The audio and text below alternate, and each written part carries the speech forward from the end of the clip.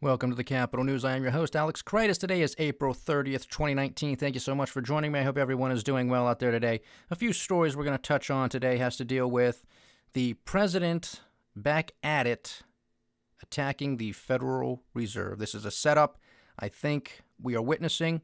We're going to have that discussion. We're also going to have a discussion on Venezuela because that story popped up once again. It never really went away, but it was simmering. Now it's coming to a boil. It looks like we might have a little bit more of a physical coup taking place down there, a military overthrow perhaps, or at least some sort of civil war or rebellion taking place. And lastly, we're going to discuss infrastructure. This is something that we have been discussing for quite a while here, predicting that if anything got done within this Congress, that's something that the president and the Democrats could agree on, it would be infrastructure. Well, it seems that there is at least a general agreement between Nancy and Chuck and the president with moving forward with some major spending on infrastructure over the years to come, and we will get to that momentarily. But first, we're going to kick off with the president against the Federal Reserve. Well, he was out there taking to his favorite social media platform, Twitter. So allow me to read this to you. And this took up a couple tweets. So he was very adamant to make sure this got out there. This is a longer one, so bear with me here.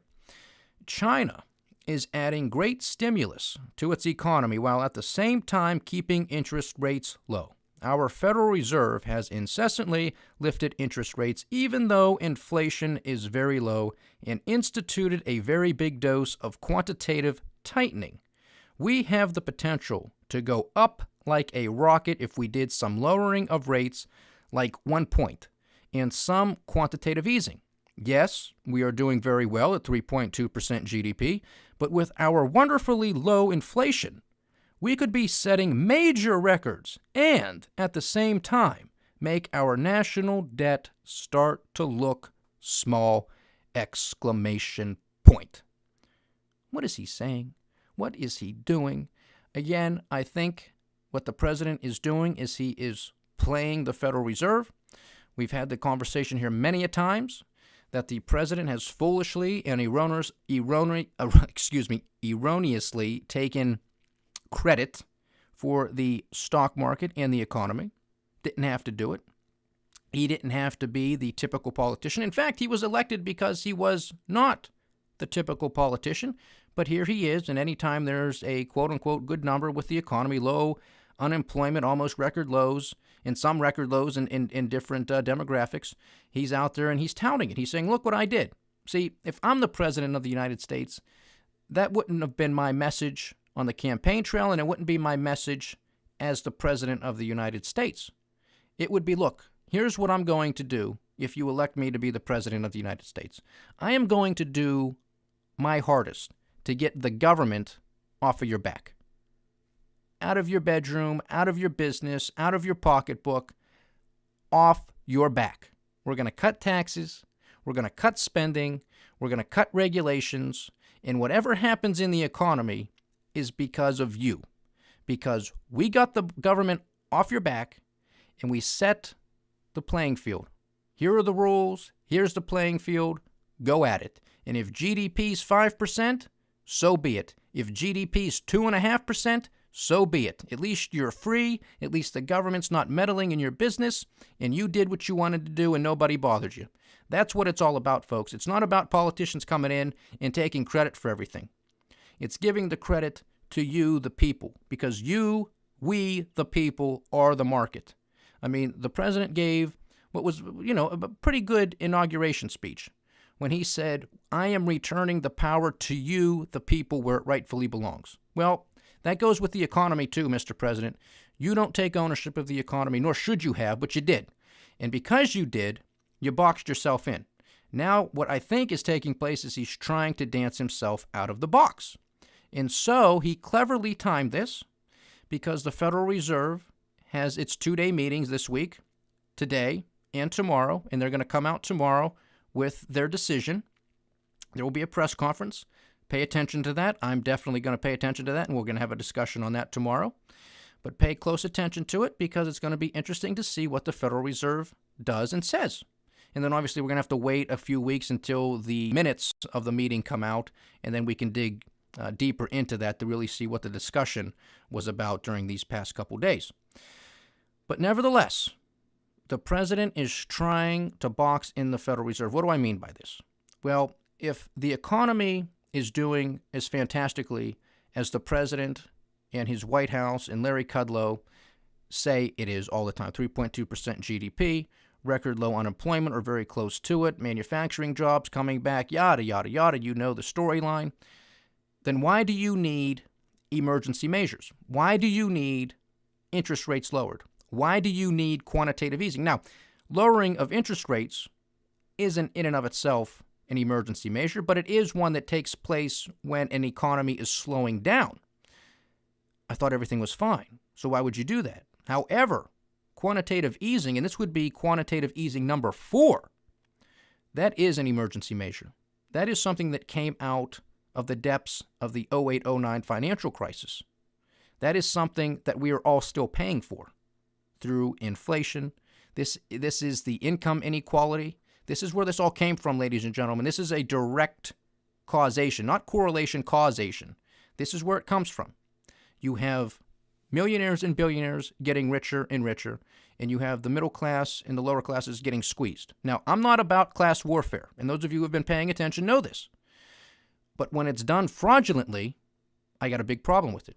And when you're printing counterfeiting money, I got a big problem with that. And that's exactly what's been taking place the world over for the past decade. We had a quote-unquote maybe pausing period during the end of last year, and maybe that's what caused a lot of the stock market corrections and some of them to enter bear market territories. Okay, you can have that conversation, and we do. But then you all had a policy 180, not just by the Federal Reserve, saying, nah, we're not going to do quantitative tightening. We're just going to do wait and see now. We're going to do wait and see. And now we have conversations. I know this is the geopolitical report, but this is politics, people, too. Everything is interconnected. And when you're in the midst of the 2020 presidential campaign, the economy is going to be front and center. The economy is always front and center, especially when you have these types of numbers, and especially when it's on shaky ground. Now, the president doesn't want to tell you it's on shaky ground. He wants to tell you everything's fantastic, but at the same time, he wants to hedge his bets and say we need to do lower interest rates and quantitative easing. Now, what is the president doing here to try to box the Federal Reserve in? What do I mean by this? This is a big if, but it's a big possibility. If the economy and or the stock market should roll over and go to the downside, the president is going to come out and say, look, it's the Federal Reserve's fault. I take all the credit for all the good stuff, but when it's bad, it's not my fault. It's the Federal Reserve's fault. It's somebody else's fault, okay? That's exactly what he's doing. This is how he's setting them up. If the economy rolls over, he's going to say, look, I've been out there. I've been sending my people out there. We have official statements from the White House. I've been tweeting. I've been saying it in interviews. I've been saying it off the cuff to reporters. We have to cut interest rates. We have to do quantitative easing. And if we had done that, the market wouldn't have rolled over. The economy wouldn't have rolled over. We'd be doing fantastically well. I mean, he wants to say in his State of the Union address that we were not, and will never be, a socialist nation. Well, here he is in his tweet applauding the communist Chinese on a stimulus program. You can't make this stuff up. Now, of course, I don't want to go off on a tangent about us being a socialist nation as it is or a fascist nation as it is, but, that's one too far there. But nevertheless, he's out there again calling out the Federal Reserve. What's the Federal Reserve likely to do? Well, with GDP being at 3.2%, with unemployment being very low, I think they're probably going to continue with wait and see because they have to maintain their independence. Now, of course, we don't believe in independence of the Federal Reserve here. I mean, it's a game. It's a game. They are the puppet masters, okay? Now, but they want to give the impression that they are an independent agency. In a sense that they are, because they really don't answer to anybody. They don't answer to Congress. They don't answer to you and me, we the people. They don't answer to the Supreme Court or any judge. They don't answer to the President of the United States. They don't. They work for the banks. They are a bank. They are the central bank. So, I mean, to think that they really have any sort of political allegiance to anybody is sort of laughable. They just want to print money and make money, and that's it. Now, if they should come out tomorrow and make a decision to the contrary, which I would not expect, but it could happen. Maybe they will say we're going to lower interest rates. Well, what's that going to look like? That's going to look like, well, they have no independence, because that's exactly what the president and his team have been saying. So now it's like, well, you're not an independent agency anymore because you're just listening to the president and his economic team. So when you're supposed to be a politician here, we're talking about President Trump, who is supposed to be draining the swamp, you're using the central bank as a means to prop up the economy and the stock market. Is that because you're trying to win re-election and you're trying to, quote unquote, fix things, rig the system so it looks better? That's not draining the swamp. That's actually being the king of the swamp.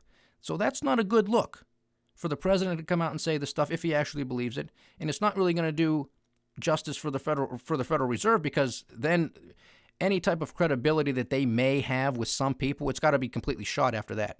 Because if they do what the president says, I mean, what are you going to do? That's why I think the president has boxed them in, because it would call all of those things into question. Now, one of the other things that he's saying, which is a little bit different from what we've been hearing previously, is he's calling for a 1 full percentage point, 100 basis points, to be cut from the federal funds rate. Not 50 basis points, not a 0.5%. That's what we've been told for the past few weeks. Stephen Moore, Larry Kudlow, the president, 50 basis points. Now it's a full percentage point. After the GDP number, 3.2%, came out and just beat expectations by a full percentage point. So what's going on here? What kind of game is being played? The other thing that's interesting in his tweet is he says, and at the same time, make our national debt start to look small. Start to look small? $22 trillion? That looks small to you? What planet are you on, man? Seriously. What's he saying by this? Is he saying, well, we're just going to have the Federal Reserve embark on quantitative easing, and we're just going to monetize the debt. We're just going to print all of the money, and we're just going to send it to everybody it's owed to. Doesn't that sound fantastic? That sounds like AOC. That sounds like the idiots, the lunatics running for president. Just print money. There's no problem with it. Just print it and give it away. You know what type of problem that would cause throughout this economy, the global economy, if that's what happened. The dollar would be dead. The dollar would be completely dead. Oil prices, everything would be through the roof. You would have hyperinflation, basically, if the Federal Reserve did something to that extent where you had the national debt looking small. Because $22 trillion ain't a tiny number. All right, that's that. We'll keep tuned. We'll stay tuned on that. We're going to see what happens. I am anticipating the Federal Reserve to come out, toe the line, basically say we're still in wait-and-see mode. GDP was better than expected, but there's still some headwinds. They're going to give their, typical yada-yada speech to cover themselves, but that's pretty much going to be the gist of it. Now, moving on to the infrastructure agreement. Okay, where's this money going to come from? I don't know. I guess we're going to have the Federal Reserve print it, because that's what the president seemingly wants. Although we're hopeful that that's not the case. He's just playing a game. So at least at first throw, we're looking at about $2.5 trillion that has been agreed upon between the president and the Democrats. Again, we've had the conversation regarding infrastructure here, that we thought that if there was any topic that we could see some agreement on, it would be infrastructure.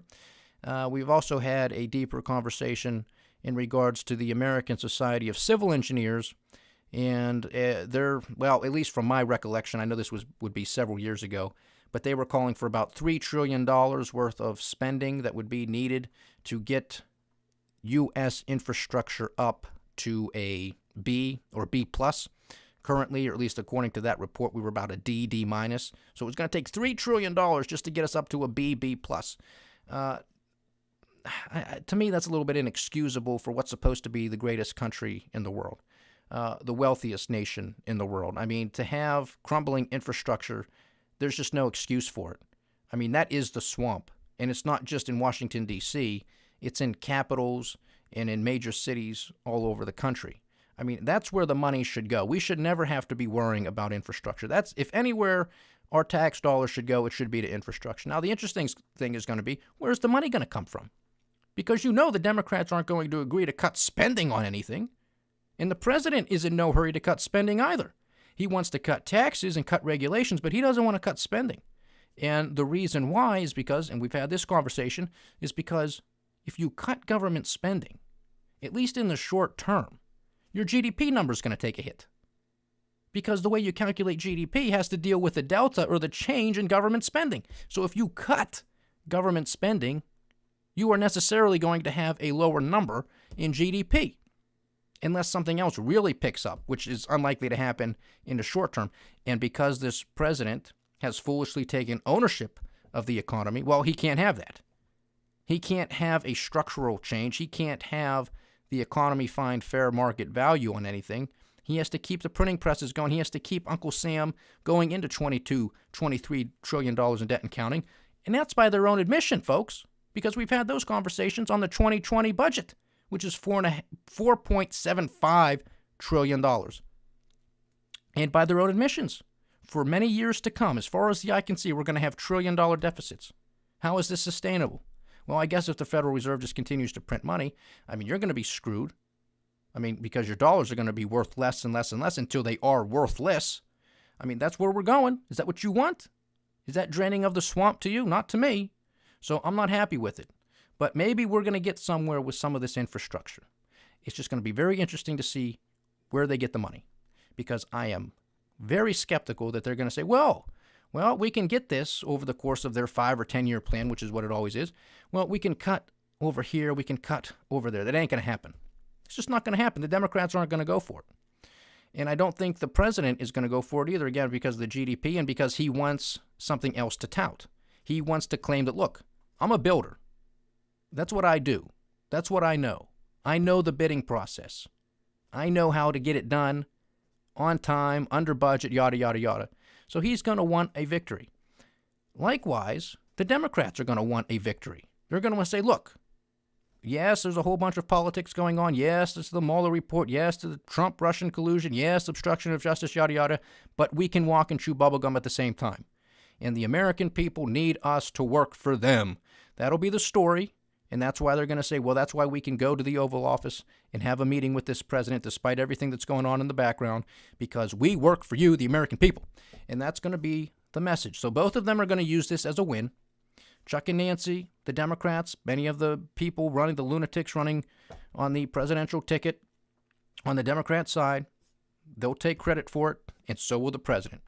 It's just going to be interesting to see, again, where the money comes from and if there are shovel-ready projects, because we know when President Obama was there, oh yeah, we're going to spend $800 and some trillion on infrastructure spending, get people back to work, and it's going to be a breeze because there's so many shovel-ready projects ready to go. Not the case. Where'd that money go? I don't know. Maybe somebody should look into it. So we'll keep you updated on what goes on with the infrastructure. It'll be an interesting story because it's not going to happen overnight, because there's still a lot to be played out with all of those background stories regarding President Trump and his administration and the investigation and all that stuff. So this isn't going to happen tomorrow. $2 trillion is a ton of money. So there's going to have to be a layout. There's going to have to be a bill passed. A whole bunch of things is going to have to take place. But we do expect an infrastructure bill to be put together, to be passed by the House, the Senate, and signed by President Trump at some point during this year. Maybe early next year, but I imagine it'll probably get done this year because I think both sides are looking for a win. And maybe it will be the start of moving this country away from the divisiveness of all of this investigation nonsense. But we're not going to be done with that because the president is going to be investigating the investigators. At least that's, according to our reporting here, that's what we really believe is going to take place. So that's not going to go by the wayside. It's just going to be, can both sides come together for a little bit to put an infrastructure bill together to get something signed and implemented? We'll see. Now, lastly, Venezuela is back in the news. Oh, boy. What's going on down there? Do you care? Should we care? The poor people of Venezuela. Well, there's poor people everywhere.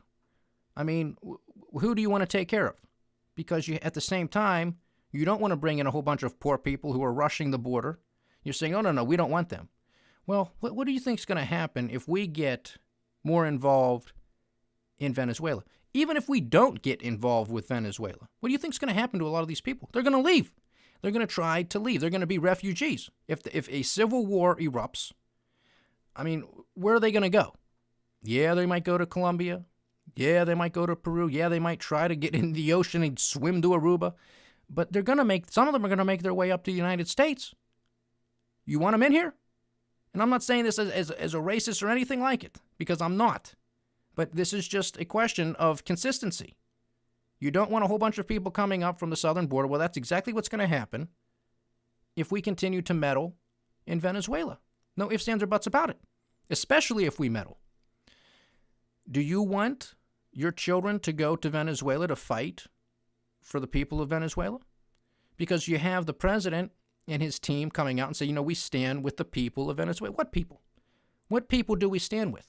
There are some people who are in agreement with Guaido, who is the quote-unquote president of Venezuela as far as we are concerned in several Western nations, but then you still have Maduro, who is still the president of Venezuela, but is not recognized by the United States and many Western countries, although he is recognized by, well, guess who? Russia, China, Iran, and some other people who we don't really like, and they don't really like us either. So is this a proxy war? Don't forget, folks, that Venezuela is sitting on the mother lode of oil and gas, and that's really why it's the poor people of Venezuela. If they were just sitting on dirt, we couldn't care less.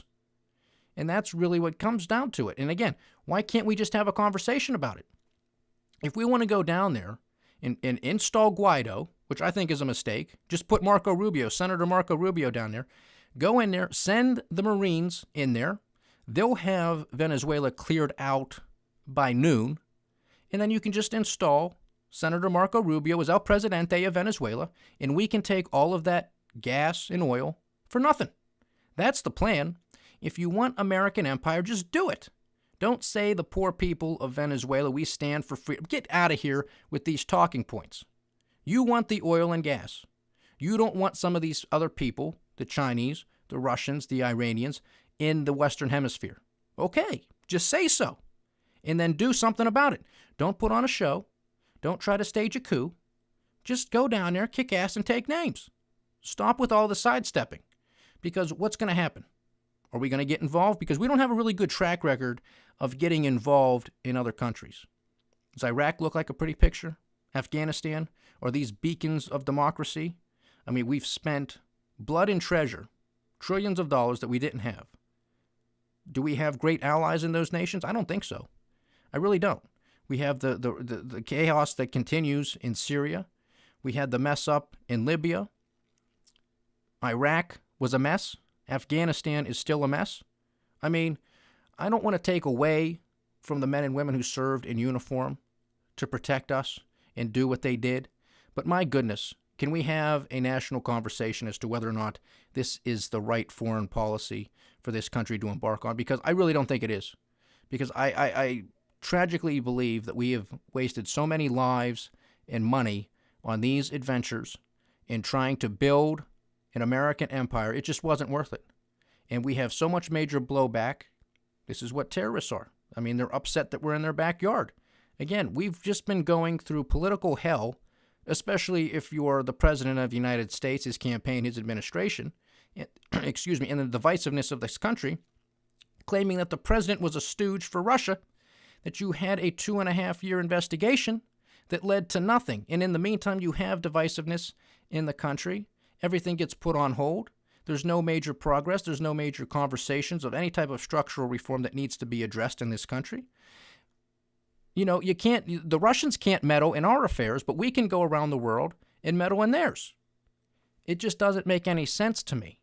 It isn't worth sending our men and women to Venezuela or really anywhere just to go do this type of stuff. I mean, what's the ultimate cost? And everybody says, well, they want to make a false argument. They want to say, well, if you're for supporting people and if you're for supporting the destruction of evil, well, then we must do something. But evil exists all over the place, unfortunately. Are we supposed to go everywhere? Are we supposed to be the policemen of the world? With what money? With what troops? You going? A lot of these politicians, maybe we should make it a law. If you vote for war, maybe you have to go. Maybe you have to go serve a tour of duty. Maybe the members of your state have to go to the front of the line if you're voting. If you're a congressman, you got National Guardsmen or Army members or Marines, whatever, in your state, they got to go first. Then you're going to see what happens with war in this country. They say, oh, well, maybe we got to take another look, another approach. Because it's always the last effort. All options are on the table, but violence, going to war, that's the last option. That's a bunch of bull. That's the first option. That's what everybody is preparing for. That's what they want. And quite frankly, I'm sick and disgusted of it because it's costed us so many lives. Again, we have the issues of so many of our armed forces coming home and just tragically and so sadly committing suicide at record rates. Where's the discussion? Where's the help? Where's the money for these mental issues that these people and these families are going through? Where is it? Again, we've had the conversation. Why do private charities exist to take care of our troops? To me, that should never happen. I mean, thank God it does, that there's a lot of great people in this country that do get together. They do start a charity to help these individuals and to help these families. But my goodness, why isn't Uncle Sam flipping the bill? We waste money on everything. We can't at least take care of these people in whole 100% after they've put their lives on the line for us? We can't at least do that? I mean, come on. So we have to pay attention to this story because it is a political story and it has to deal with a major global commodity, oil and gas. So again, we've had the conversation more so on the economic podcast about, well, what's going to happen with oil? Well, if you're messing around here, and this is a major geopolitical event, well, we could see a turnaround and prices could go back up because we've had a little bit of a pullback over the past few days, but those could go right back up if this does not get resolved, if that oil does not make its way to the market. So we got to stay tuned on all this stuff. Venezuela, Trump attacking the Federal Reserve, that'll be out tomorrow with the Federal Reserve, and what are the details with the infrastructure bill? That and a whole host of other things.